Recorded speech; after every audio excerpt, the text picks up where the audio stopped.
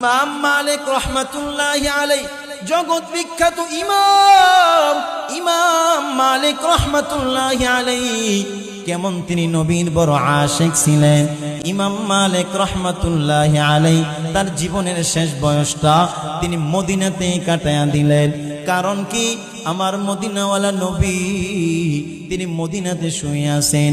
ইমাম মালিকের মনে বড় আশা, মদিনাওয়ালা নবী মদিনায় যে দেশের মধ্যে শুয়ে আছেন, আমি যদি মদিনাতেই শেষ বয়সটা কাটায়া দেই, শেষ বয়সে যদি আমার মদিনার মধ্যে যদি ইন্তেকাল হয়ে যায়, তাহলে নবী যেই দেশে শুয়ে আছেন নবীর সঙ্গে আমার দাফন হবে, নবীর দেশে আমি শুয়ে থাকতে পারবো আজীবনের জন্য। এই জন্য ইমাম মালিক রহমাতুল্লাহি আলাইহি তার জীবনের শেষ সময়টা তিনি মদিনার মধ্যেই কাটায়া দিলেন, মদিনা থেকে কোথাও বের হন না। ইমাম মালিক রহমাতুল্লাহি আলাইহির মনে বড় আশা, তার শেষ বয়সটা মদিনাতে কাটায়া দিয়ে নবী যেই দেশে শুয়ে আছেন নবীর সঙ্গে একসাথে তার দাফন হবে। এই জন্য ইমাম মালিক তার শেষ বয়সটা মদিনা থেকে বের হয় না। শুধু তাই না, ইমাম মালিক নবীর কত বড় আশিক। ইমাম মালিক 70 বছর পর্যন্ত মদিনায় ঘোরাফেরা করে, কিন্তু জুতা পায়ে দেয় না। কারণ ইমাম মালিক চিন্তা করে, যেই মদিনাতে আমার নবী শুয়ে আছেন এমন পবিত্র ভূমিতে আমি কেমনে জুতা পায়ে দিয়ে হাঁটি। ইমাম মালিক এই কারণে মদিনার মধ্যে তিনি জুতা পায়ে দিয়ে হাঁটেন না। মুসলমান ভালো করে খেয়াল করবেন, ইমাম মালিক রহমাতুল্লাহি আলাইহি তার জীবনের শেষ সময়টা মদিনাতেই কাটায়া দেন। কিন্তু হজের মৌসুম যখন আসলো, হাজী সাহেবরা বিভিন্ন দিক থেকে যখন মক্কার দিকে রওনা হয়ে গেল, ইহরামের কাপড় পরিধান করে হজের উদ্দেশ্যে যখন তারা রওনা হয়ে যায়, ইমাম মালিক রহমাতুল্লাহি আলাইহির মনটা তখন ছটফট শুরু হয়ে যায়।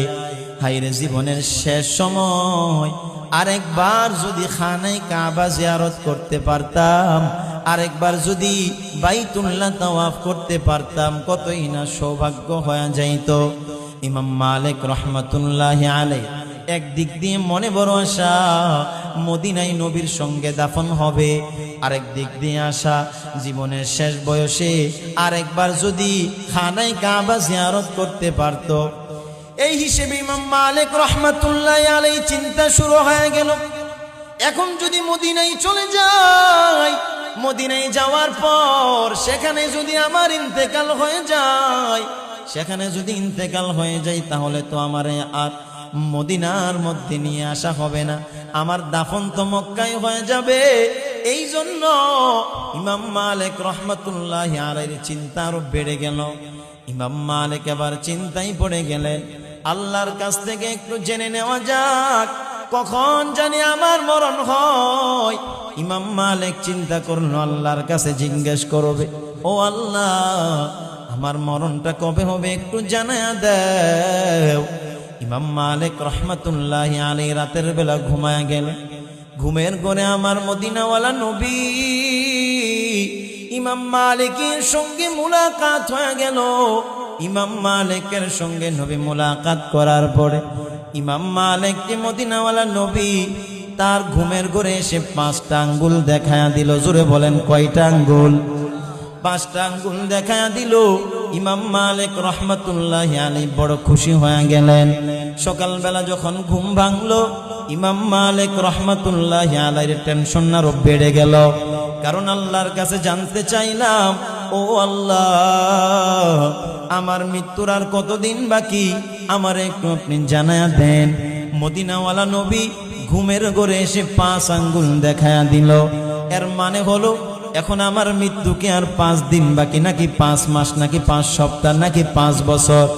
ইমাম মালিকের চিন্তা আরো বেড়ে গেল। এইদিকে ইমাম মালিক এই স্বপ্নের ব্যাখ্যার জন্য বিশ্ববিখ্যাত সব স্বপ্নের ব্যাখ্যাদাতা ছিলেন ইবনে সিরিন রহমাতুল্লাহি আলাইহি।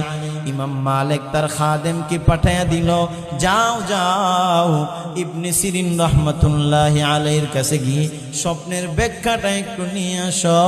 খাদেম গিয়া বলল, ইমাম মালিক রহমাতুল্লাহি আলাইহি খাদেমকে একটা শর্ত দিয়া দিলেন, ও খাদেম সাবধান, ইবনে সিরিনের কাছে যখন যাইবা